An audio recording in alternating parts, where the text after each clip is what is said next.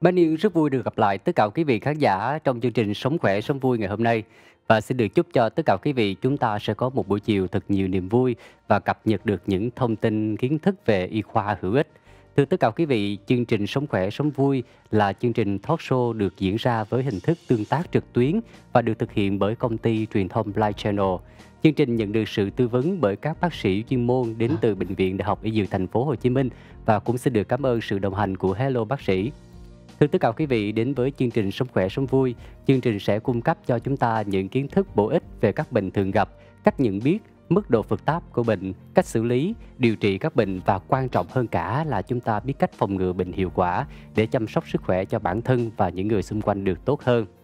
Thưa tất cả quý vị, bởi vì chương trình Sống khỏe sống vui của chúng ta được diễn ra với hình thức là tương tác trực tuyến và livestream nên tất cả quý vị có thể theo dõi trực tiếp trên fanpage của chương trình là fanpage của Live Channel, kênh sức khỏe trực tuyến, fanpage của Bệnh viện Đại học Y Dược Thành phố Hồ Chí Minh. Hello bác sĩ. Rất mong tất cả quý vị chúng ta khi theo dõi buổi livestream ngày hôm nay, chúng ta sẽ cùng share cái livestream này dành cho tất cả mọi người để có thể đồng hành cùng với chương trình. Và điều đặc biệt hơn là trong chương trình này hầu như tất cả thời lượng của chương trình chúng tôi đều dành cho tất cả quý vị khán giả với những câu hỏi mà tất cả quý vị muốn gửi về cho bác sĩ chương trình. Khi theo dõi chương trình thì nếu như quý vị có bất kỳ câu hỏi nào thì đừng ngần ngại, chúng ta hãy cùng đặt những câu hỏi ở dưới phần comment và Niên sẽ chuyển những câu hỏi của tất cả quý vị đến cho bác sĩ trong chương trình để giải đáp và mang đến cho tất cả quý vị những thông tin kiến thức hữu ích nhất.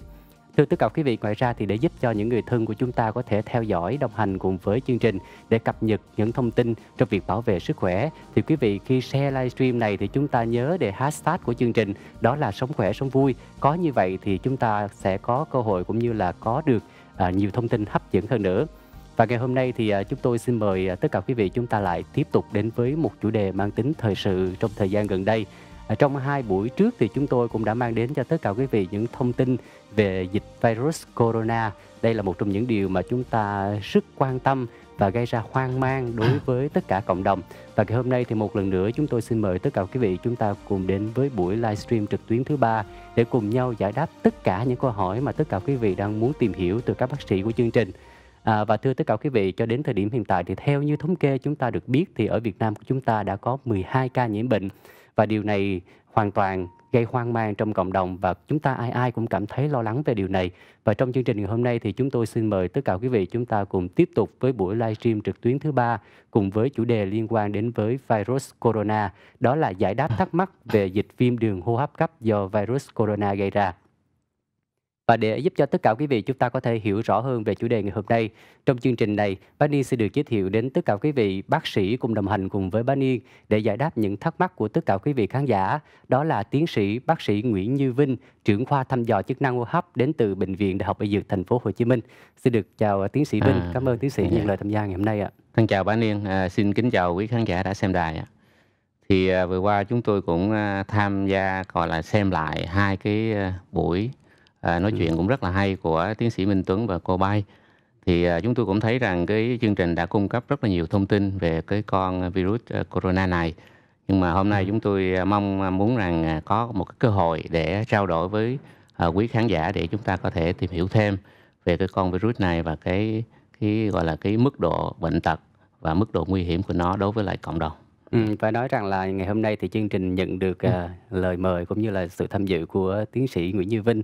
Ở đây là một trong những điều rất là vui dành cho tất cả quý vị khán giả, nhất là trong thời gian gần đây mang tính thời sự, mọi người đang trở nên rất là hoang mang, lo lắng trước dịch virus corona. Và nhắc đến điều mà tất cả chúng ta đang quan tâm trong thời gian gần đây thì có rất là nhiều tên gọi về bệnh dịch lần này. Có người thì gọi là virus corona, người thì gọi là nCoV. Như vậy thì tiến sĩ Nguyễn Như Vinh có thể chia sẻ cho tất cả quý vị khán giả được biết tên gọi chính xác của dịch virus lần này tên gọi là gì và cụ thể là bệnh dịch này họ tấn công cơ thể của người bệnh như thế nào ạ? Thì nói về cái virus corona này nó là một cái tên rất là chung, nó một cái họ virus, nó có rất nhiều con virus corona khác nhau.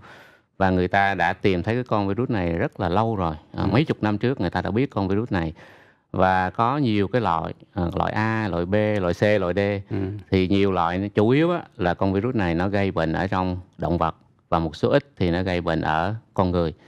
Thì ở con người thì cũng có một số nó gây bệnh rất là nhẹ nhàng, hiền lành cho nên khoa học cũng không có quan tâm lắm. Nhưng mà dạo gần đây những thập niên gần đây có hai cái đại dịch lớn là SARS cũng là coronavirus năm 2002, 2003, và chúng ta cũng biết là có nhiều Dạ. người chết ở Việt Nam. Và MERS-CoV là một cái loại virus corona mà nó gây ra cái hội chứng hô hấp cấp ở Trung Đông. Thì hai cái loại corona đó nó gây ra bệnh như thế. Thì bây giờ có thêm một cái loại corona mới. Cho nên nếu mà chúng ta nói corona chung chung á, thì nó rất là mơ hồ.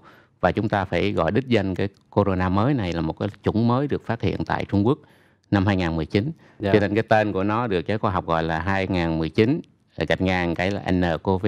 N là novel hay là gọi là new là tiếng Anh là mới. Dạ. Tức là một cái chủng corona mới được phát hiện năm 2019 tại Trung Quốc. Như vậy thì so với những cái chủng mà được phát hiện trước đây thì 2019 nCoV này mức độ nguy hiểm như thế nào ạ? Dạ thì có nhiều cái loại corona như mà trình bày. Thì trong đó cái loại beta corona nó là loại tương đối nguy hiểm, có thể gây ra bệnh đại dịch cho con người. Thì cái con sạc rồi con mẹt nó cũng thuộc cái nhóm này. Và bây giờ cái con nCoV thì nó cũng có cái tính tương tự như thế. Nhưng mà người ta thấy rằng cái mức độ lây lan á, thì có vẻ như nó hơi nhanh hơn. Nhưng mà cái gọi là mức độ nguy hiểm gây ra tỷ lệ tử vong thì nó lại thấp hơn, ví dụ như con sạc hay là con mẹt. Tại sao virus corona lần này lại lây lan nhanh đến như vậy ạ? Thì trong những cái điều kiện thuận lợi, ví dụ như là khi mới phát hiện ra tại Trung Quốc, thì tại cái thời điểm đó thì nhiệt độ có thể nó thấp. Đó là một cái môi trường thuận lợi để cho corona nó phát triển tốt hơn là khi mà những cái đại dịch khác người ta phát hiện ở những cái môi trường có thể nó không thuận lợi hơn. Thứ hai nữa là trong cái dịp Tết thì người ta di chuyển rất là nhiều, cho nên đó là cũng là một lý do có thể cái con corona nó được mang từ cái khu vực này tới khu vực kia nó nhanh chóng hơn là trong cái thời điểm mà chúng ta ít có đi du lịch, ít có di chuyển. Đó là một cái có thể là một cái cách như vậy. Thông thường thì người ta vẫn nói rằng là đến khi có những cái triệu chứng như là phát bệnh nên thì mới nhận biết được là chúng ta có mang virus lần này hay không. Đúng rồi. Thì cái chuyện mà ủ bệnh có phải là một trong những cái nguyên nhân nó mang đến cái sự mà lây lan nhanh hơn lần này hay không ạ? Thì thực ra khi mà chúng ta nhiễm vi trùng virus đều có cái giai đoạn ủ bệnh. Và kể cả cái con virus cúm mà thông thường chúng ta hay bị đó, thì nó cũng có cái giai đoạn ủ bệnh và nó cũng lây trước khi mà người ta mắc bệnh, gọi là phát ra cái bệnh.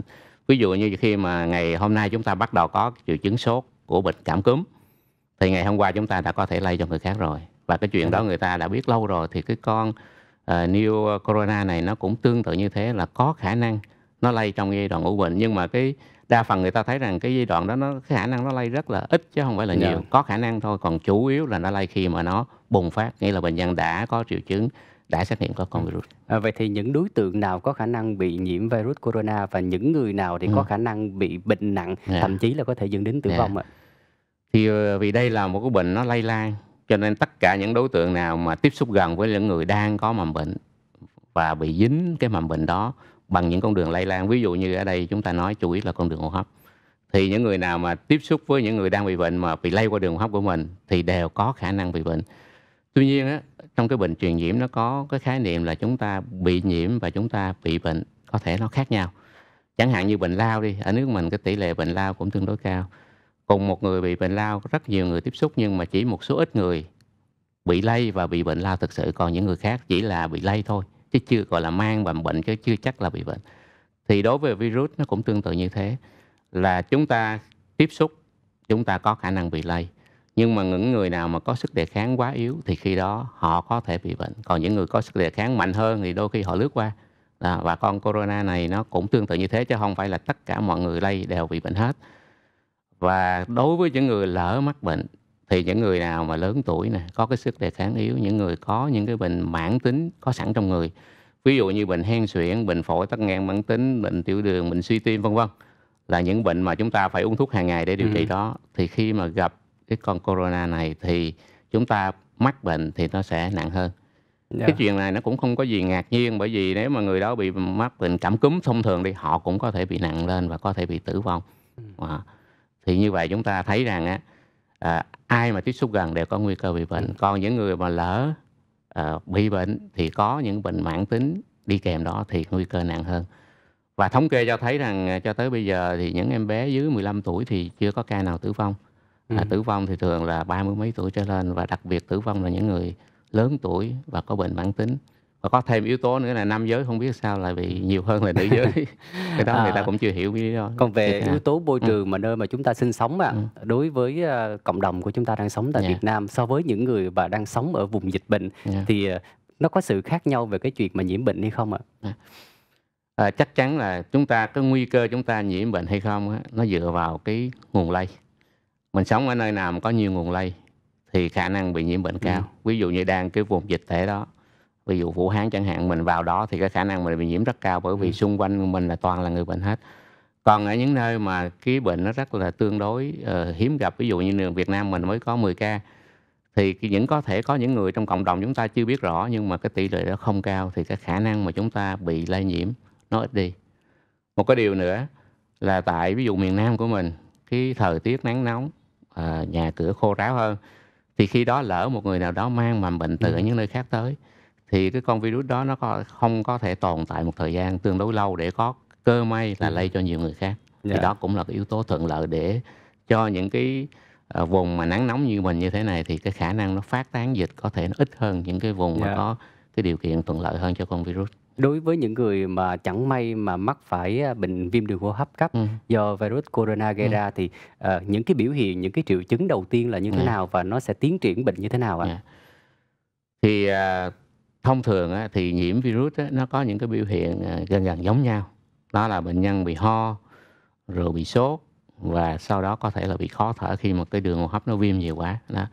Nhưng mà lúc lúc đầu thì ho cũng ít ít, sốt nhẹ nhẹ, khó thở hơi hơi thôi, thì rất là khó phân biệt được là, ở đây là Ừm, cảm lạnh, tức là nhiễm nhiều cái loại virus khác nhau mà rất là hiền, hay là cảm cúm, là triệu chứng cũng y như vậy nhưng mà vì do con virus cúm nó gây ra, hay là nhiễm corona. Cho nên ở những giai đoạn đầu thì chúng ta cũng chẳng biết đâu là corona, đâu là cúm, đâu là ừm, cái cảm lạnh thông thường, dạ, đó.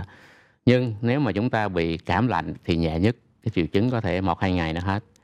Cảm cúm là bị virus cúm có thể nó lâu hơn cả tuần, 2 tuần, nhưng mà cái diễn tiến nó cũng tương đối nhẹ nhàng hơn. Còn cái nhiễm corona thì nếu mà sức đề kháng chúng ta yếu nha, chứ không phải là ai nhiễm cũng đều nặng hết.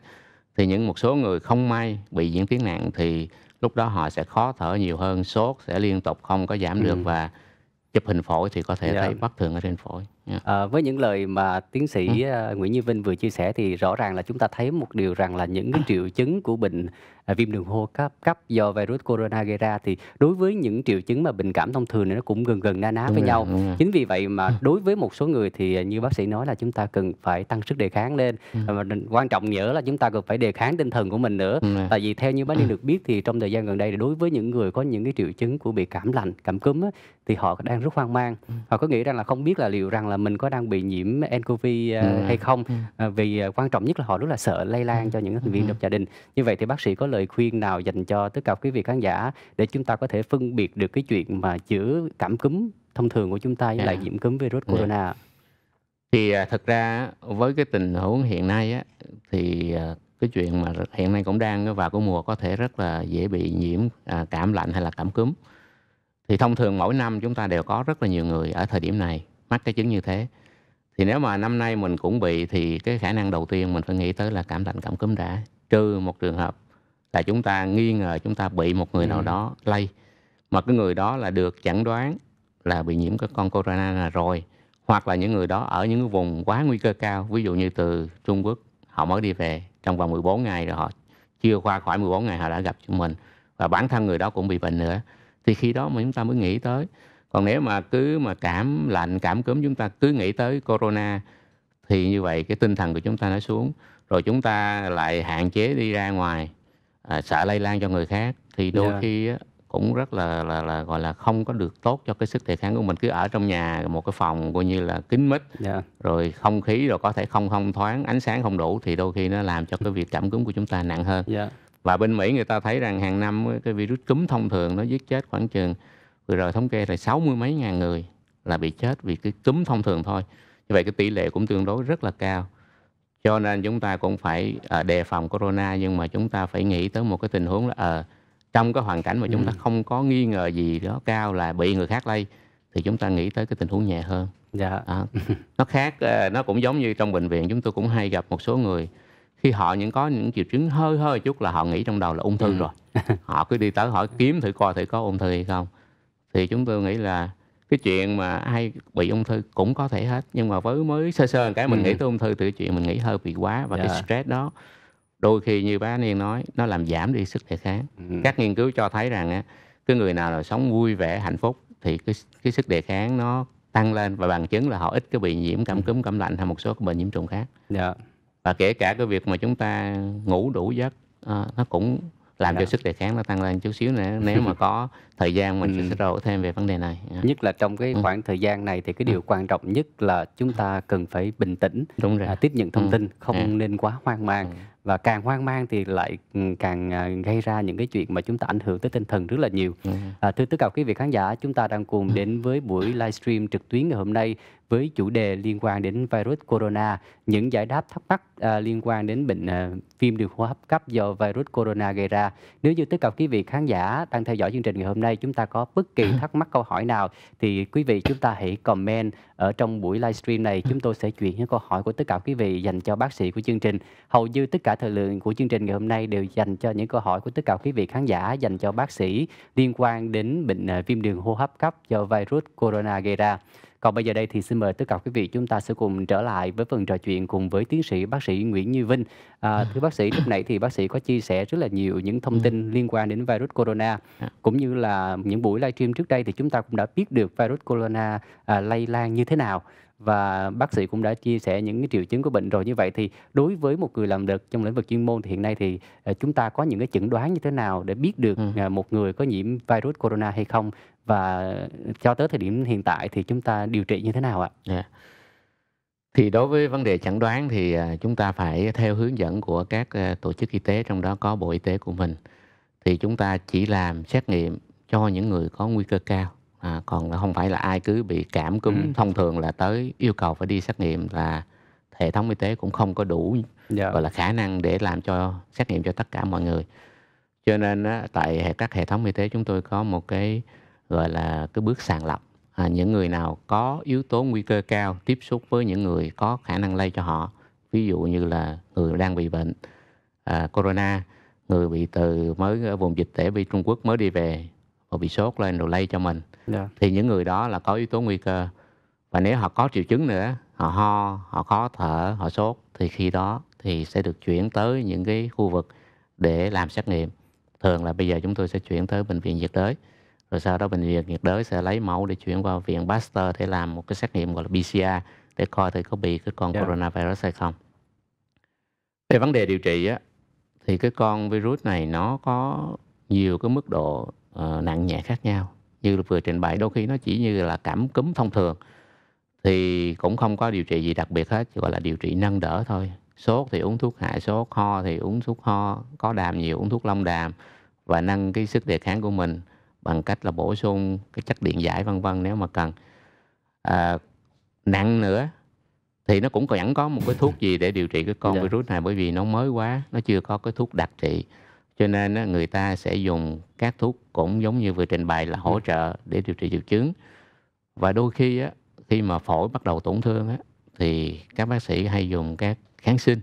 Kháng sinh này không phải để diệt cái con virus này, bởi vì con virus thì không bị tiêu diệt bởi kháng sinh. Mà khi mà chúng ta nhiễm cái con virus, con loại này hay là nhiều loại khác nữa, thì cái sức đề kháng của chúng ta có thể giảm đi, và những con vi trùng khác nó nhảy vào, nó tấn công.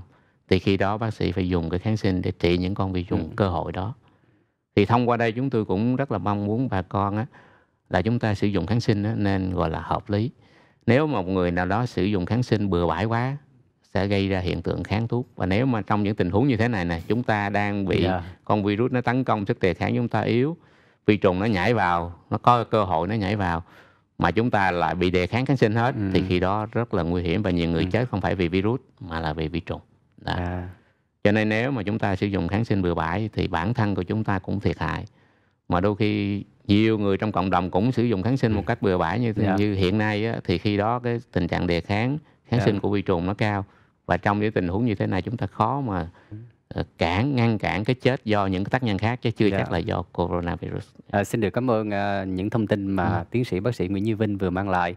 Còn bây giờ đây thì xin mời tất cả quý vị khán giả chúng ta sẽ cùng đến với những câu hỏi từ phía tất cả quý vị khán giả đang theo dõi chương trình gửi về cho bác sĩ.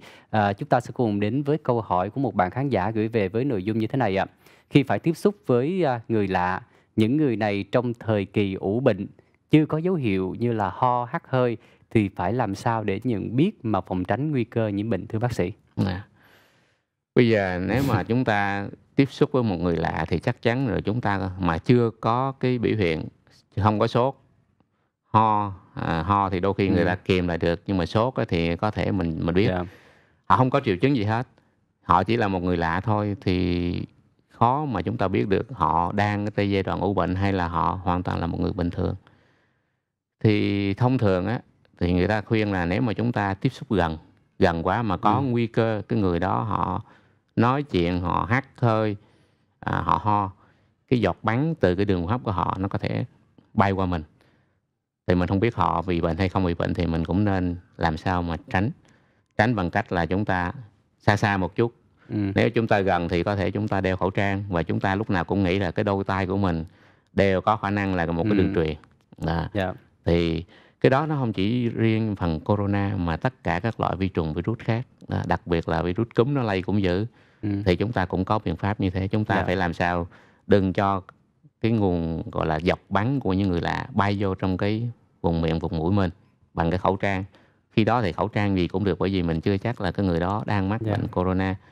Và thứ hai là những cái môi trường xung quanh của người đó có thể có những chất tiết của họ, đặc ừm, biệt là cái thói quen mà khạc nhổ lung tung thì cái ừm, chất tiết đó càng nhiều hơn nữa. dạ, Thì mình có thể sờ chạm vào những cái vật dụng có chứa chất tiết đó ừm, mà mình đưa lên mũi, đưa lên miệng của mình hoặc là dụi mắt, mắt của mình cái hàng rào bảo vệ trên mắt nó cũng kém lắm, virus nó có thể chui vào. dạ, Thì khi đó có thể gây ra bệnh. Cho nên với lại cái tình huống đặt ra thì tôi nghĩ thông thường là chúng ta giữ một cái vệ sinh thông thường thôi. ừm, Chúng ta có thể là hạn chế tiếp xúc gần quá dạ, và giữ vệ sinh đôi tay. Nếu cần thì đeo khẩu trang. Tuy nhiên cái việc đeo khẩu trang á, trong cái mùa dịch này thì nó đơn giản. ừm, Tại vì mọi người đều thấy đeo khẩu trang là bình thường nhưng mà đôi khi khi mà hết mùa dịch mà gặp người ta mà đeo khẩu trang người ta tưởng là mình đang dạ, sợ sệt người ta quá thì cái dạ. việc giao tiếp đôi khi nó cũng hạn chế. Nhân cái thông tin vừa Ừm, rồi mà bác sĩ vừa nói thì, hầu như là chúng ta bịt khẩu trang để tránh những cái giọt bắn do ắt xì hay là đúng rồi. do, chúng ta ho gây ra. Như vậy thì đối với những người mà giao tiếp thông thường, Ừm, trong cuộc sống hàng ngày như yeah. vậy mà không có những triệu chứng ho hay hắt hơi, mà nói chuyện với một người đang bị nhiễm bệnh thì có nguy cơ bị lây bệnh hay không ạ? Thì cái động tác, tức là cái khả năng mình bắn ra những cái giọt li ti nó chứa virus nếu mình bị bệnh, thì nó tùy thuộc vào cái độ nói, cái mức độ nói của mình. Mình Ừm, nói lớn tiếng quá, mình hét, mình hò thì nó sẽ bắn ra xa. Còn mình nói chuyện thông thường thì cái khả năng mình nó, gọi là, văng nước miếng đó, dạ, nó rất là thấp thôi.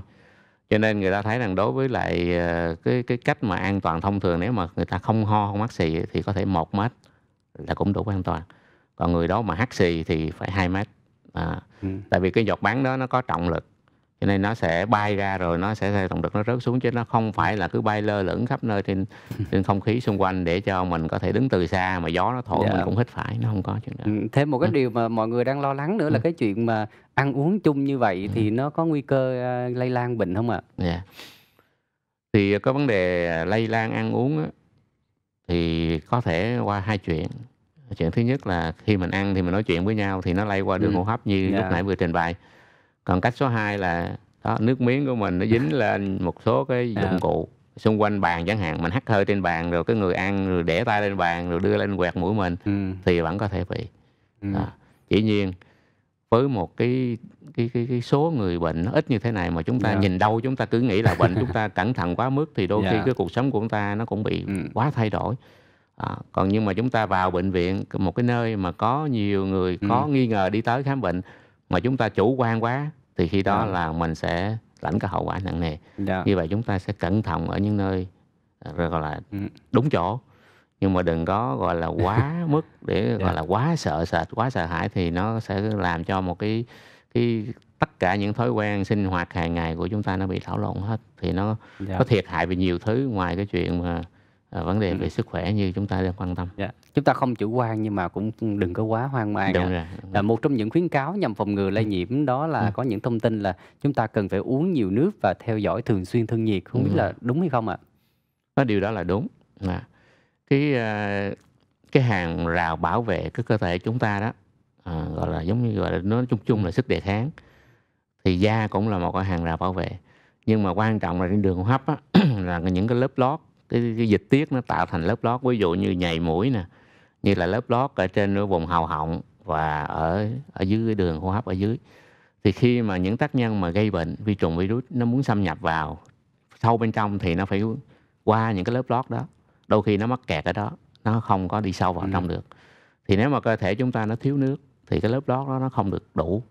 Và cái niêm mạc nó càng khô thì nó càng dễ bị tổn thương, nó bị viêm mà nó giống như nó hở ra thì tác nhân gây bệnh nó dễ xâm nhập vào.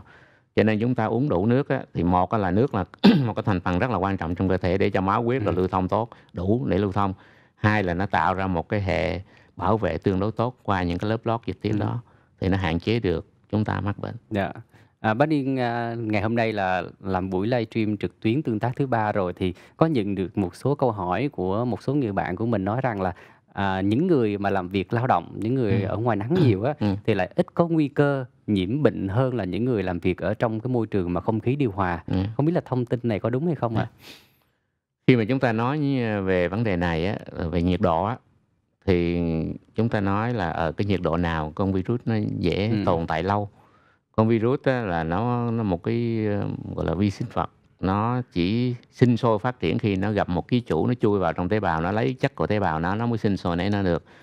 Còn ở ngoài môi trường chủ yếu là nó sống lâu để cho nó có thể chạy vào một cái ký chủ nào đó, ví dụ như con người chúng ta. Thì cái trong môi trường nắng nóng á, thì nó chết nhanh hơn. Còn môi trường ẩm thấp rồi nhiệt độ gọi là lạnh thì nó sống lâu hơn. Nhưng mà nếu mà chúng ta làm việc ở ngoài nắng nhiều, cơ thể mình mất nước và khi đó cái hàng rào bảo vệ chúng ta nó kém đi thì có thể là corona nó chết rồi, nhưng một loạt những cái tác nhân khác nó sẽ nhảy vô. Bằng chứng là nếu chúng ta bị làm việc quá mức ở môi trường nắng nóng, chúng ta rất là dễ bị cảm cúm, cảm lạnh hơn là chúng ta làm việc ở một cái môi trường có nhiệt độ thuận lợi, đúng không ạ? Nhưng mà trong trường hợp mà trong môi trường biết là ví dụ như xung quanh mình toàn là corona chẳng hạn, thì mình ở cái nơi nhiệt độ cao thì con virus nó sẽ chết nhiều hơn là ở nơi có nhiệt độ thấp dưới 25 độ C. Và cái điều quan trọng là khi mà chúng ta sử dụng tay của mình mà đưa lên vùng mặt, đưa mũi hay miệng, để trước khi đó thì chúng ta cần phải rửa tay. Đúng rồi. Và liên quan đến cái chuyện mà rửa tay này á, thì cũng có một cái ý kiến, bác Niên cũng gặp một số người bạn đi mua nước rửa tay và một số xà bông để rửa tay trước khi mà diệt khuẩn á, thì họ mới nói rằng là hầu như là cái nước rửa tay này nó có ghi dòng chữ bên trên là diệt khuẩn, nhưng mà lần này là virus corona. Như vậy thì cái việc mà vi khuẩn với virus nó có được diệt hay không khi mà chúng ta rửa tay? Thì vi khuẩn với virus nó khác nhau. Và đa phần á, người ta phòng chống lâu nay là người ta phòng chống nhiễm khuẩn, nhiễm con vi trùng. Cho nên các hãng là ghi là diệt được 99% hay là 99,9% là diệt khuẩn, đó là diệt con vi trùng. Còn virus thì người ta cũng không có nghiên cứu nhiều, nhưng mà một số loại virus như corona người ta thấy rằng những cái chất sát khuẩn có chứa cồn trong đó, những dung dịch rửa tay mà có chứa cồn thì có thể giết được con virus này. Tuy nhiên á, thì theo chúng tôi nghĩ là cái việc chúng ta rửa tay bằng cái gì cũng được, nó tốt hơn là chúng ta dùng những cái dung dịch đó, chúng ta bôi lên rồi chúng ta để cho khô. Trong tình huống mà chúng ta không rửa tay được thì chúng ta nên làm chuyện đó. Còn rửa được, mình rửa cho nó trôi tuột ra. Nếu mình bôi xong rồi mình đi rửa thêm xà phòng nữa thì chắc chắn cái tay mình sạch. Còn bây giờ mình cứ rửa rồi chút xíu mình rửa tay bằng những dung dịch khô đi, rồi chút xíu mình rửa thêm lớp nữa, nhưng mà chẳng bao giờ mình rửa tay bằng nước thường để cho trôi những cái, lỡ con virus nó nằm trong đây thì 100 con đi thì cũng có thể 1-2 con nó còn sống, mình không chắc chắn là nó diệt được hết, thì như thế nó còn không tốt. Cho nên nếu mà người nào chủ quan nghĩ là chúng ta rửa tay bằng những cái dung dịch khô đó, không cần phải rửa bằng nước, rồi chúng ta an tâm là tay mình như vậy là diệt khuẩn hết rồi, 99,9% rồi, thì chúng ta đưa lên ngoáy mũi rồi dụi mắt rồi cắn móng tay, thì khi đó nó còn nguy hiểm hơn là chúng ta sợ rằng cái tay chúng ta đang nhiễm bẩn, chúng ta không dám làm gì hết. Thì nó còn tốt hơn là chúng ta quá tự tin. Tương tự như vấn đề đeo khẩu trang. Vấn đề đeo khẩu trang, mà cái chuyện mà chúng ta đeo khẩu trang nào có thể nó không quan trọng, mà chúng ta đeo đúng cách và chúng ta tháo ra đúng cách thì đôi khi nó quan trọng hơn. Bởi vì rất là nhiều người cứ đeo khẩu trang thiệt xịn, được cứ tưởng là như vậy là an toàn rồi, xông pha, rồi tay chân rồi có thể là bị dính cái mầm bệnh, rồi khi mà gỡ khẩu trang gỡ không đúng, cuối cùng vi trùng virus có thể nó chui qua cái đường niêm mạc, đường hô hấp của mình. Như vậy, một là chúng ta mang, hai là chúng ta mang thì phải mang cho đúng, còn hai là chúng ta không mang. Thưa quý vị, nhân đây thì, cũng nói thêm một chút xíu về vấn đề khẩu trang trong những ngày qua.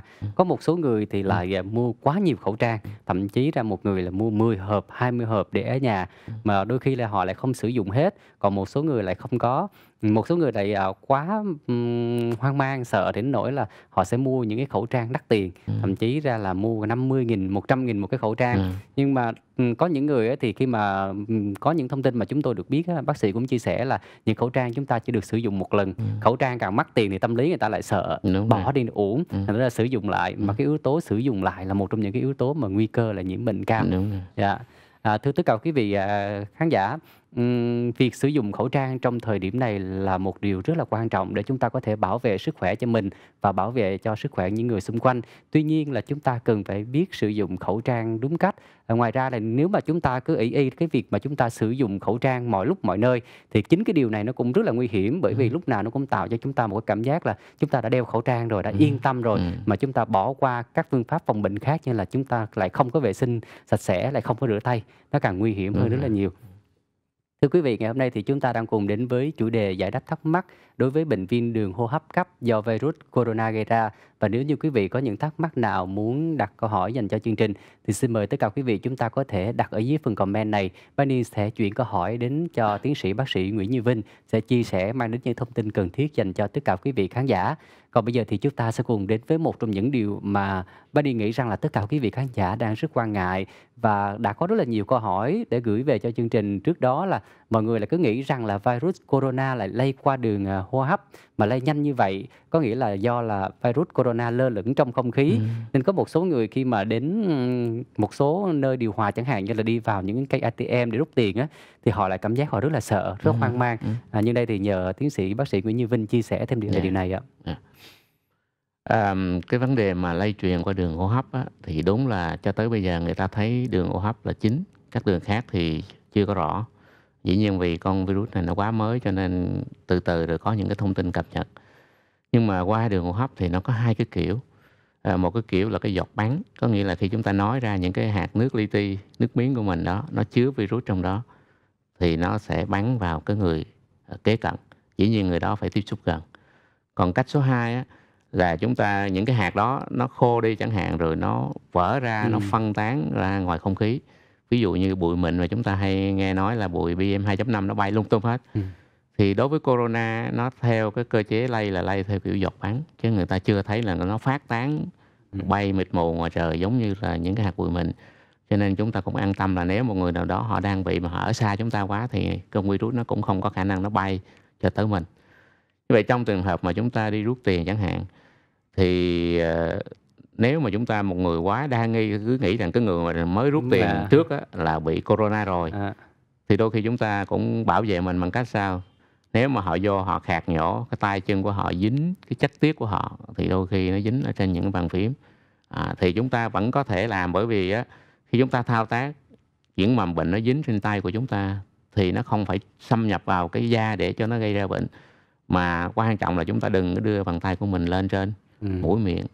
Như vậy nếu mà trong tình huống đó thì chúng ta cẩn thận thì chúng ta sau khi thao dạ, tác xong chúng ta rửa tay bằng dung dịch khô chẳng hạn, ừm, hoặc là chúng ta rửa bằng xà phòng nếu mà kế bên đó có những cái bồn rửa tay. Đó. ừm, Còn ở trong cái bồn đó nó chứa không khí, thì nếu mà người đó họ vô mà họ đứng trước mình mà họ ho rồi dữ quá, mình có ừm, thể thấy cái giọt bắn nó còn lơ lửng trong đó mình dạ, vô liền, thì đôi khi có thể là bị dính.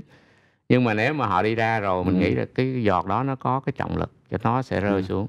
Đó. Thì họ rút tiền ra lâu rồi mình mới tới, thì khi đó mình nghĩ là cái giọt dạ, bắn nó rớt xuống hết rồi thì mình hít cái không khí ở trên ấy cũng không ừm, sao.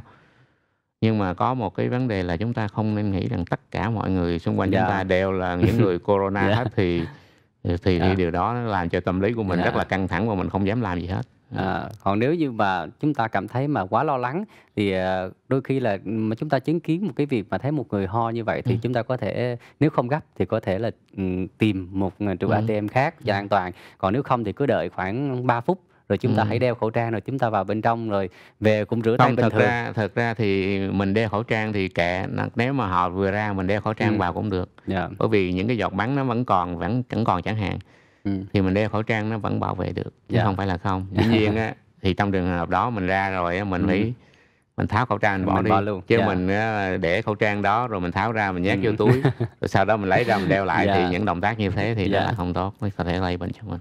Dạ, và bây giờ thì chúng ta cùng tiếp tục đến với câu hỏi của các bạn khán giả.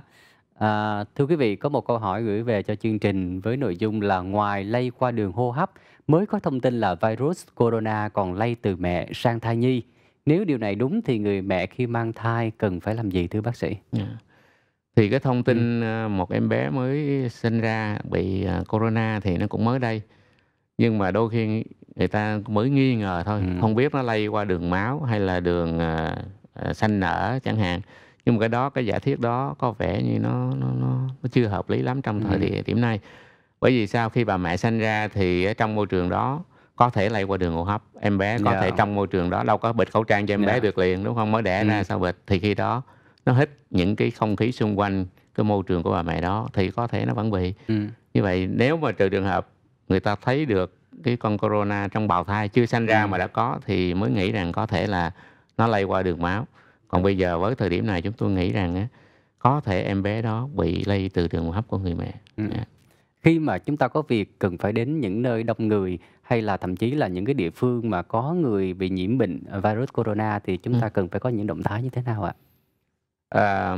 Một số khuyến cáo á, ví dụ như Bộ Y tế hay là Tổ chức Y tế Thế giới nói là đối với cộng đồng ở bên ngoài bệnh viện chúng ta không có tiếp xúc với những người mà chúng ta có nghi ngờ cao thì đôi khi chúng ta không cần đeo khẩu trang. Đó. Nó làm cho cái xã hội mình nó tốn kém dữ quá và hoảng loạn dữ quá, cho nên có thể là không cần. Nhưng mà nếu mà bản thân cá nhân của chúng ta, nếu mà chúng ta nghĩ là đám đông đó có người thì đôi khi chúng ta chỉ cần đeo khẩu trang và như lúc nãy vừa trình bày, cái động tác cái tay của mình lúc nào cũng nghĩ là cái tay mình có khả năng là bị dính cái gì đó. Nếu mình đưa lên mũi thì nguy hiểm. Mình có ý nghĩ đó trong đầu thì mình làm sao giữ vệ sinh tay cho nó sạch sẽ. Không chỉ tránh được corona mà một loạt các loại tác nhân gây bệnh khác, gọi là bệnh viêm nhiễm khác. Còn cái chuyện mà đeo khẩu trang ở ngoài cộng đồng thì người ta thấy là cái khẩu trang vải cũng được, cái khẩu trang y tế cũng được. N95 cũng được, nhưng mà N95 thì các anh chị mà thử đi thì thấy đeo lâu nó ngợp dữ lắm. Rồi khi mà chúng ta đeo ngợp quá, chúng ta mở khẩu trang ra thì khi đó chúng ta sẽ không đeo nữa, thì đôi khi như vậy nó không tốt bằng chúng ta đeo một cái khẩu trang đơn giản hơn mà liên tục. Bởi vì con corona có người nói rằng á, cái khẩu trang cái lỗ của nó lớn quá, con virus nó quá nhỏ, cho nên kể cả khẩu trang N95 nó ngăn cản được 95% những cái hạt bụi hay những vi sinh vật mà có kích thước từ 0,3 micron trở lên, gọi là bụi mịn PM 2.5. Thì con virus nó có thể kích thước nó nhỏ hơn nữa thì nó vẫn chui qua được. Nhưng mà cái cơ chế lây truyền của virus này là những cái giọt bắn, những cái giọt nước miếng của mình có kích thước lớn hơn rất nhiều, và trong đó nó có virus nó nằm trong đó, chứ không phải là từng con virus đơn lẻ để nó chui qua. Và khi cái giọt bắn nó bám vào cái khẩu trang, ví dụ khẩu trang y tế của mình bình thường đi, thì không phải có con virus nó có chân có tay mà nó chui qua được mấy lỗ đó.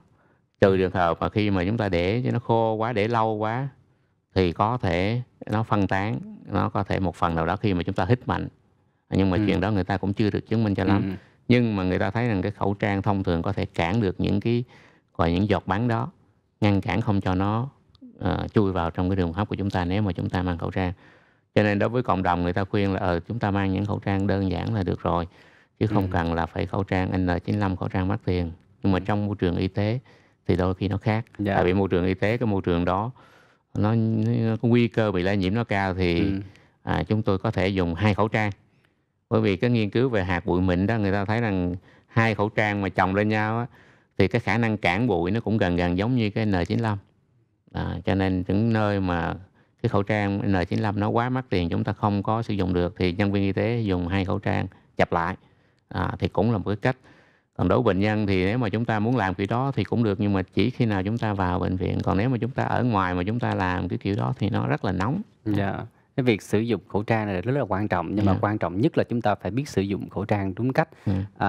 Trong thời điểm hiện tại thì đối với những người bệnh mà có liên quan đến hoặc là có tiền sử liên quan đến bệnh về đường hô hấp thì họ cần phải làm gì trong thời điểm này ạ? Chúng ta biết rằng nếu mà mình đang mắc một cái bệnh hô hấp mãn tính hoặc là bệnh khác, tụ tiểu đường, bệnh suy tim, thì chúng ta biết rằng nếu mà bị cảm cúm vào cũng nặng, bị corona vào nó cũng nặng luôn. Cho nên cái cách tốt nhất là chúng ta phải cẩn thận hơn là những người khác. Dạ. Chúng ta hạn chế tối đa tới những nơi mà chúng ta nghi là có khả năng lây bệnh cho chúng ta. Những nơi đông người, những nhà ai mà có người bị ho, cảm cúm chẳng hạn, Dạ. thì đối với những người này cũng phải ráng làm sao mà tránh tiếp xúc. Và nếu mà tiếp xúc thì chúng ta nên đeo khẩu trang. Bởi vì chúng ta là những người rất là nhạy cảm. Dễ bị nhiễm thì không nói, tại vì ai cũng có thể nhiễm hết. Nhưng mà khi mà nhiễm thì chúng ta dễ mắc bệnh. Và khi mắc bệnh thì chúng ta dễ trở thành Dạ. những người bệnh nặng, có thể Dạ. nguy hiểm tới tính mạng. Và bên cạnh đó thì vấn đề mà điều trị cái bệnh mãn tính đó cho tốt. Bởi vì cái bệnh mãn tính của chúng ta mà không tốt thì khi chúng ta bị bất cứ một cái tác nhân nào khác mà nhảy vào thì chúng ta sẽ nặng nề hơn. Dạ. Thứ ba là nên đi chích ngừa. Những người bệnh mãn tính chúng tôi hay khuyên là phải chích ngừa cúm, chích ngừa viêm phổi. Khi mà cái con corona này nhảy vào chẳng hạn thì những con khác nó cũng nhảy vào luôn. Và khi đó nếu mà chúng ta đã được chích ngừa một số con thì sẽ ngăn cản những cái con đó có thể gây ra bệnh cho chúng ta. Thì đó là cái cách bảo vệ cho mình. Như vậy trong cái trường hợp mà đang cái mùa virus corona như thế này thì những ai mà bệnh mãn tính chưa đi chích ngừa cúm, chưa đi chích ngừa viêm phổi thì nên đi. Dạ. Và khi mà chúng ta nghi ngờ bản thân mình hoặc là những người thân có cái nguy cơ nhiễm bệnh nCoV corona lần này, chẳng hạn như là có những cái triệu chứng cảm sốt, lại vừa cái mùa Tết vừa qua thì mọi người lại đi du lịch rất là nhiều nơi ở các nước khác ở ngoài Việt Nam, thì vừa có yếu tố dịch tễ, vừa có những cái yếu tố mà nghi ngờ về triệu chứng cảm, thì chúng ta cần phải thăm khám ở đâu và điều trị ở đâu để hiệu quả? Thì hiện nay Bộ Y tế có phân tuyến, một số bệnh viện có chức năng là sẽ điều trị những cái ca mà nhiễm cái corona này thực sự. Còn vấn đề thăm khám thì Bộ Y tế giao cho tất cả các cơ sở y tế đều có khả năng thăm khám này. Và những cái đơn vị cơ sở y tế gọi là cơ sở đó, phòng khám, bệnh viện đa khoa, tuyến quận huyện đều có thể thăm khám và người ta sàng lọc. Nếu những đối tượng có nguy cơ cao, có triệu chứng thì người ta sẽ chuyển tới. Ví dụ như hiện nay là bệnh viện nhiệt đới để làm những xét nghiệm. Và bệnh viện nhiệt đới chỉ nhận những ca mà đúng mức người ta mới nhận. Có nghĩa là có cái yếu tố dịch tễ bị nguy cơ là bị người khác lây, mà người đó khả năng cao là bị nhiễm corona và có thêm triệu chứng hô hấp. Còn những người chỉ bị cảm cúm thông thường mà không có nguồn lây gì hết mà muốn đi thử cái con này thì hầu như là không có làm được chuyện đó, bởi vì không có chỗ nào cho phép mình được thử cái con corona này nếu như chúng ta không phải thuộc những đối tượng có nguy cơ cao, nghi ngờ cao. Vậy nếu như mà chúng ta có những cái yếu tố liên quan tới yếu tố dịch tễ thì chúng ta cần thăm khám ở một số nơi mà có chỉ định của bên Bộ Y tế. Thưa quý vị, nhân đây thì chúng tôi cũng sẽ được chia sẻ thêm một vài thông tin để cho tất cả quý vị có thể tiện theo dõi và đồng hành. Thưa quý vị, các cơ sở tiếp nhận điều trị người bệnh viêm phổi cấp do virus corona với tên gọi là 2019 nCoV ở khu vực thành phố Hồ Chí Minh, là từ khu vực từ Khánh Hòa, Nha Trang trở vào, thì đó là Bệnh viện nhiệt đới thành phố Hồ Chí Minh. Ngoài ra thì còn có một số bệnh viện thì chúng ta có thể đến với chúng ta thăm khám, như là Bệnh viện Chợ Rẫy, Bệnh viện Nhi đồng 1, Bệnh viện Nhi đồng 2 hay là Bệnh viện Nhi đồng thành phố Hồ Chí Minh. Và ngoài ra thì đối với các cơ sở tiếp nhận điều trị người bệnh viêm phổi cấp do virus corona tại khu vực các tỉnh ở miền Trung và Tây Nguyên, tức là từ khu vực Quảng Bình đến Phú Yên, thì chúng ta có Bệnh viện Trung ương Huế, các cơ sở tiếp nhận điều trị người bệnh viêm phổi cấp do virus corona ở khu vực từ Hà Tĩnh trở ra thì chúng ta có Bệnh viện nhiệt đới Trung ương, cơ sở Kim Trung, Bệnh viện Bạch Mai và Bệnh viện Nhi Trung ương.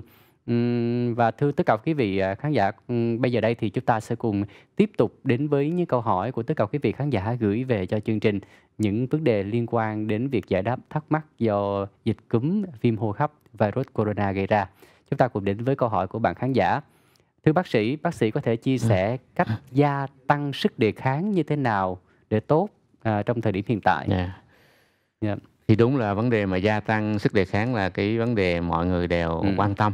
Bởi vì không chỉ chống đỡ nổi cái con corona này mà có thể tất cả các tác nhân gây bệnh khác, đặc biệt là các tác nhân mà gây bệnh viêm nhiễm. Thì nó chỉ liên quan tới vấn đề ăn, uống, ngủ, nghỉ và thể dục thể thao. Và thêm một cái nữa là chích ngừa. Thì ăn thì chúng ta phải ăn đủ chất. Và chúng ta đừng có để suy dinh dưỡng. Những người suy dinh dưỡng thì sức đề kháng nó sẽ kém. Chúng ta cũng đừng để béo phì. Bởi vì những người béo phì người ta nghiên cứu thấy sức đề kháng nó cũng kém luôn. Như vậy chúng ta phải làm sao cho chúng ta có một cái dinh dưỡng hợp lý, cái gọi là cân nặng lý tưởng để chúng ta tránh cái hiện tượng là suy dinh dưỡng hoặc là quá béo phì. Đó. Uống nước thì như lúc nãy vừa trình bày, chúng ta cần phải uống đủ nước. Nước gì cũng được, nước thường cũng được, nước trái cây gì cũng được. Miễn sao chúng ta cơ thể chúng ta đủ nước để chúng ta máu huyết nó lưu thông tốt và có một cái hàng rào bảo vệ bằng những cái dịch tiết ở trong cơ thể nó đủ để ngăn chặn được những tác nhân gây bệnh. Đó. Rồi chúng ta nghỉ ngơi. Lúc nãy cũng có nói là bị stress dữ quá, căng thẳng làm việc quá mức thì sức đề kháng nó cũng kém luôn. Và những người sống mà vui vẻ hạnh phúc thì người ta thấy rằng cái sức đề kháng nó cao hơn, bằng chứng là người ta làm những nghiên cứu coi thử là cái mức độ stress với lại cái mức độ bị nhiễm một số cái bệnh lý nhiễm trùng, đặc biệt là nhiễm cái virus, nhiều loại virus khác nhau, thì người ta thấy rằng những người sống vui vẻ hạnh phúc thì nó sẽ sức đề kháng cao hơn và ít bị mắc cái bệnh nhiễm virus đó nhiều hơn. Và gần đây chúng tôi cũng có chia sẻ một cái bài liên quan tới vấn đề giấc ngủ. Người ta làm một nghiên cứu cũng rất là hay. Người ta cho một nhóm tình nguyện tiếp xúc với những cái con virus gây viêm cái đường hô hấp cấp mà nhẹ thôi, như là những cái con gọi là gây cảm lạnh đó. Thì trong số những người mà tiếp xúc đó có một nhóm người mắc bệnh cảm. Và người ta phân chia ra là cái thời gian ngủ của những người đó khác nhau như thế nào. Và người ta thấy rằng những người mà ngủ ít hơn 5 tiếng một ngày á, cái khả năng bị cái mắc bệnh cảm khi tiếp xúc virus đó nó cao gấp 4,5 lần những người mà ngủ đủ 7 tiếng đồng hồ trở lên. Đó.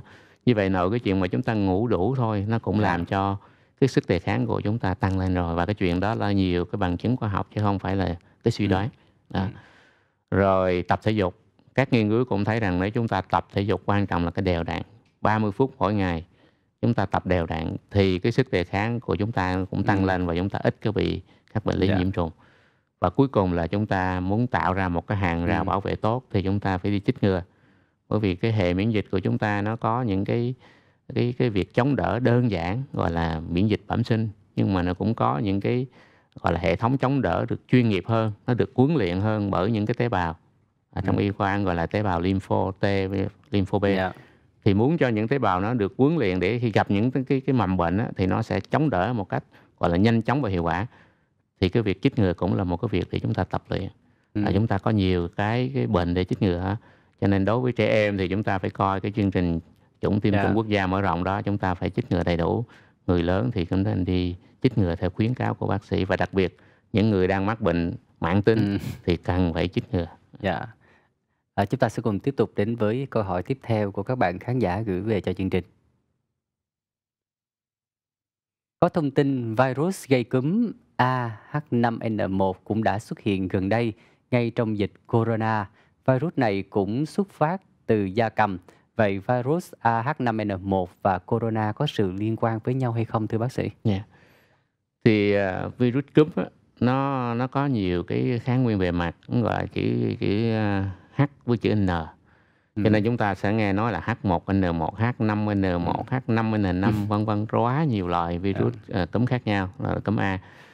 Thì hiện nay á, thì virus những H5N1 đi, H1N1 nó vẫn tồn tại rất là nhiều, nhưng mà nó không có gây ra đại dịch. Cho nên chúng ta không có quan tâm nhiều lắm, nhưng mà trong những cái thuốc chích ngừa nó có những đó.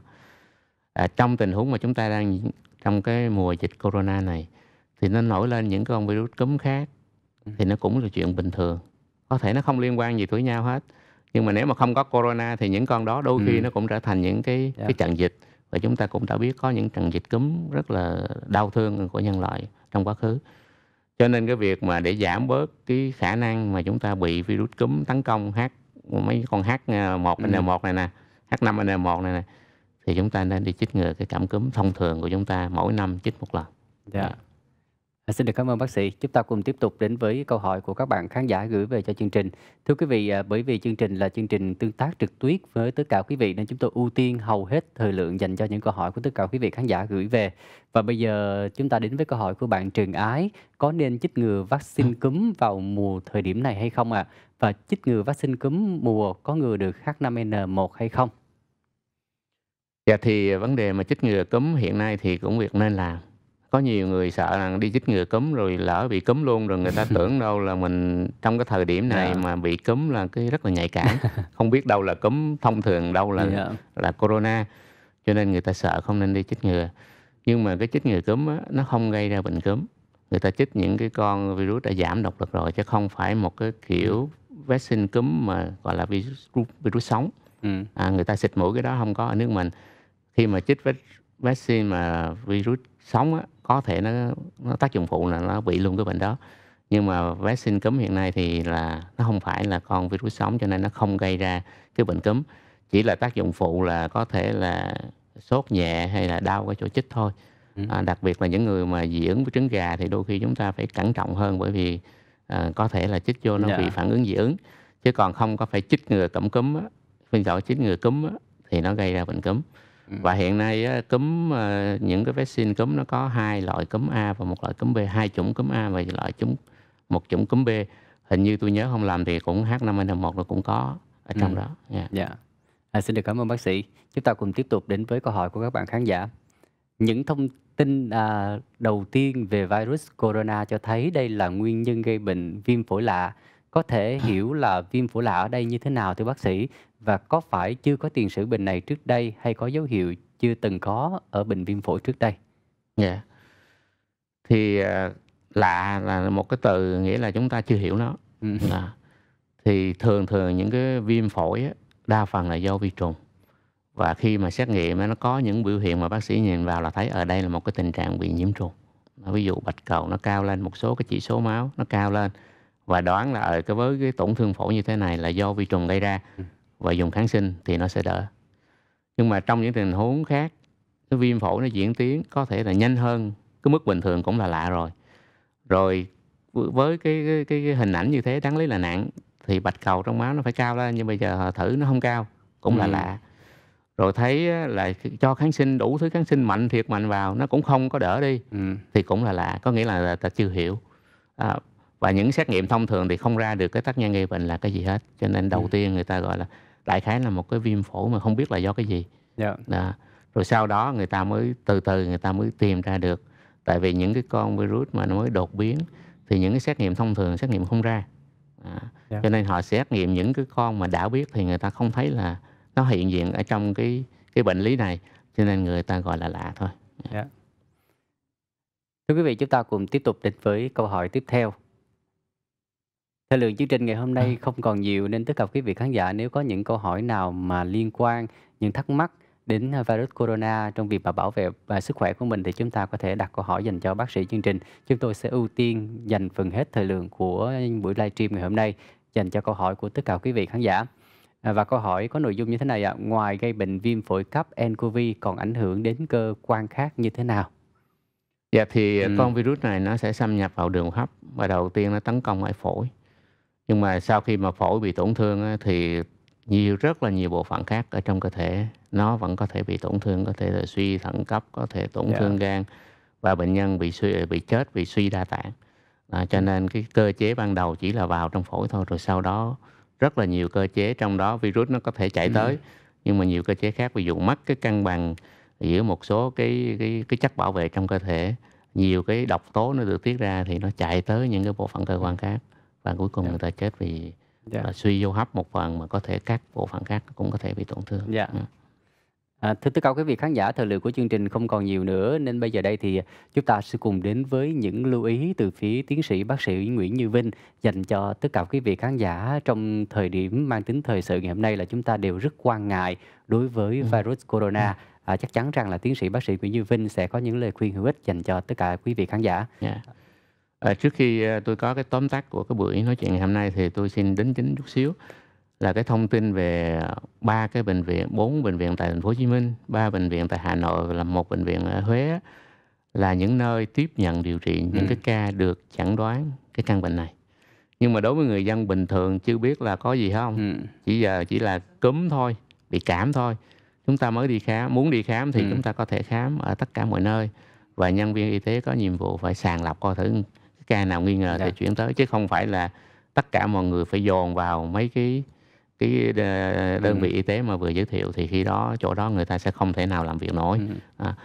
Và số 2 là để tóm tắt cái buổi trao đổi ngày hôm nay thì chúng tôi trước khi chúng ta tóm tắt thì mình còn một câu hỏi của khán giả nữa, mình giải đáp luôn xin mời câu hỏi từ phía các bạn. Câu hỏi liên quan đến chi phí là chi phí điều trị viêm phổi cấp do nCoV như thế nào? Thì, hiện nay theo tôi được biết thì, Bộ Y tế ra thông báo là những trường hợp mà dương tính với lại, corona này, nCoV này thì được miễn phí điều trị. Đó. Dạ. Những người mà nghi ngờ mà chưa có chẩn đoán, chính xác cái này thì Yeah. phải theo tiêu chuẩn của Dạ. bảo hiểm y tế. Còn vấn đề điều trị thì hiện nay nó chưa có thuốc gì đặc trị hết, người ta cũng chỉ điều trị nâng đỡ và điều chỉnh một số cái rối loạn của cơ thể chúng ta khi mà con virus nó tấn công. Ví dụ như có thể thở máy, ví dụ như có thể truyền nước biển để cân bằng cái điện giải, vân vân, nhiều thứ trong đó để điều chỉnh Dạ. lại những cái bất ổn của cơ thể chúng ta khi bị virus tấn công, chứ chưa Dạ. có thuốc đặc trị. Dĩ nhiên á, dạo gần đây chúng ta nghe nói nhiều về một số loại thuốc, ví dụ như người ta dùng thuốc chống lại virus Dạ. HIV để trị con corona này. Bởi vì người ta thấy rằng cái bộ gen của virus corona với một số cái virus gây bệnh khác á, nó tương tự nhau một chút, có thể tới 90% nó giống nhau. Cho nên người ta mới nghĩ ra cách là không khi mà chờ đợi có một loại thuốc mới để điều trị thì cái quy trình nó lâu dữ lắm, từ trong phòng thí nghiệm rồi ra thí nghiệm trên động vật, rồi sau đó mới gọi là thử nghiệm lâm sàng, nó tốn người ta thấy là ước tính là 15 năm mới có được một loại thuốc mới. Cho nên chờ đợi cái đó quá lâu, cho nên người ta lấy những cái thuốc mà trị những con virus đã có, ví dụ HIV như là virus cúm, hoặc là có người có như ở Nga họ đề xuất là cái con virus viêm gan CVC, người ta lấy mấy thuốc đó người ta thử điều trị corona. Thì có vẻ như một số cái ca thì nó có đáp ứng, chúng ta phải chờ đợi thêm. Chờ đợi Cái thêm, kết quả dạ. cho giờ cũng chưa chắc chắn. Nhưng là đó là cái cách mà chúng ta cũng nhiều khi đọc báo không hiểu là tại sao lấy thuốc HIV để trị cái con này. Bởi vì chúng ta làm cái đó thì nó đi tắt hơn. Chúng ta đợi một cái thuốc mới hay là đợi một cái vaccine mới. Còn cái điều trị thông thường hiện nay mà chúng ta không dùng cái biện pháp đó đó thì chúng ta chỉ là điều trị hỗ trợ nâng đỡ như vừa trình bày. Thưa quý vị, còn bây giờ thì chúng ta sẽ cùng đến với những thông tin quan trọng từ phía tiến sĩ bác sĩ Nguyễn Như Vinh để chúng ta tránh hoang mang trong thời điểm hiện tại.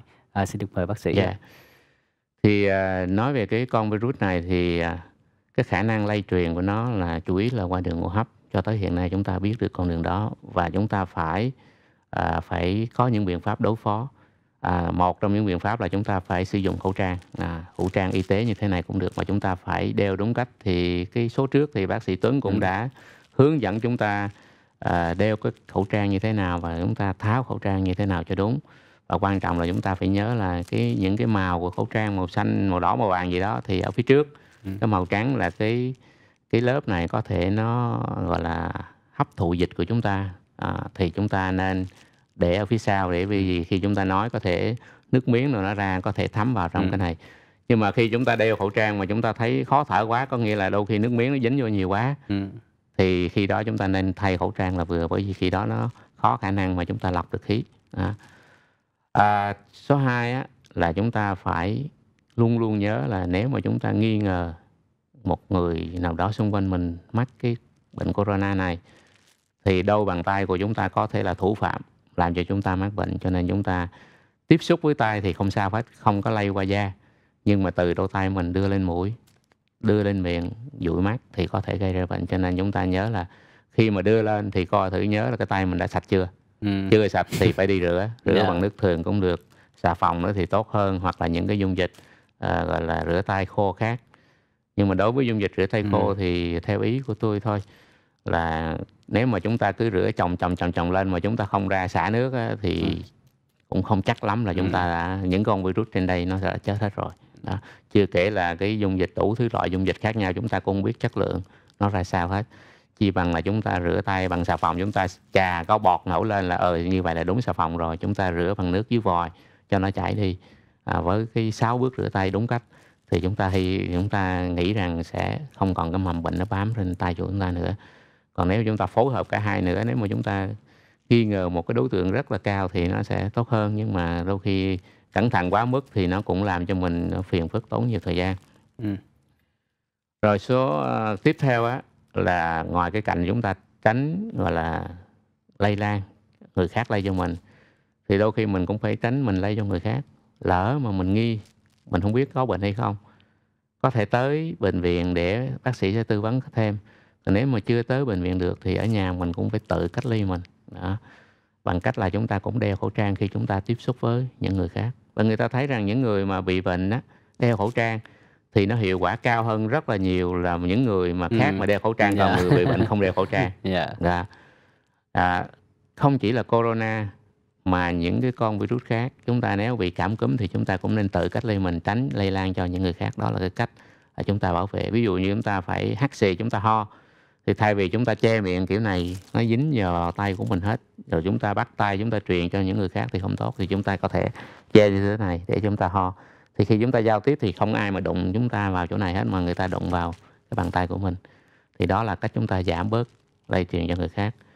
Và cái nữa là chúng ta phải tự nâng cao cái sức đề kháng của mình, là chúng ta phải làm việc hợp lý, ngủ nghỉ hợp lý, chúng ta phải ăn uống gọi là điều độ đúng chất, dinh dưỡng làm sao cân bằng, đừng cho béo phì, đừng cho suy dinh dưỡng. Dĩ nhiên cái chuyện đó chuyện lâu chứ không phải vài ngày mà chúng ta có thể thay đổi được cái cân nặng của chúng ta, nhưng mà trong tương lai cái chuyện mà dịch này có thể còn xảy ra trong tương lai nhiều, nó theo chu kỳ chứ không phải là chúng ta bị một cái trận dịch này là hết, nhưng mà chúng ta phải dự phòng ngay từ bây giờ. Rồi tập thể dục là điều cực kỳ quan trọng, chúng ta phải cố gắng tập thể dục, chỉ cần 30 phút một ngày thôi, 150 phút một tuần là chúng ta, và theo các nghiên cứu thấy là đủ sức để giữ cho cơ thể chúng ta nó được khỏe mạnh, trong đó có cái sức đề kháng của chúng ta.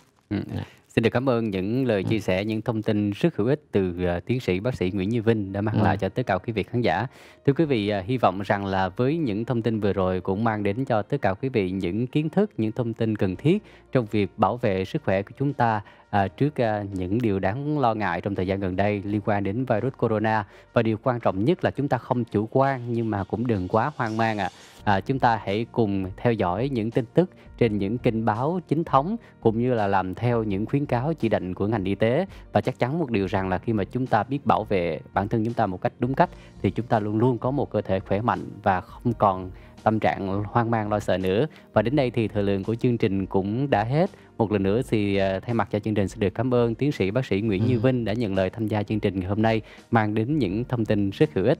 Thưa tất cả quý vị, chương trình tương tác trực tuyến Sống khỏe sống vui với chủ đề giải đáp thắc mắc về dịch viêm đường hô hấp do virus corona gây ra được thực hiện bởi công ty truyền thông Fly Channel và nhận được sự cố vấn từ các bác sĩ chuyên môn đến từ Bệnh viện Đại học Y Dược Thành phố Hồ Chí Minh.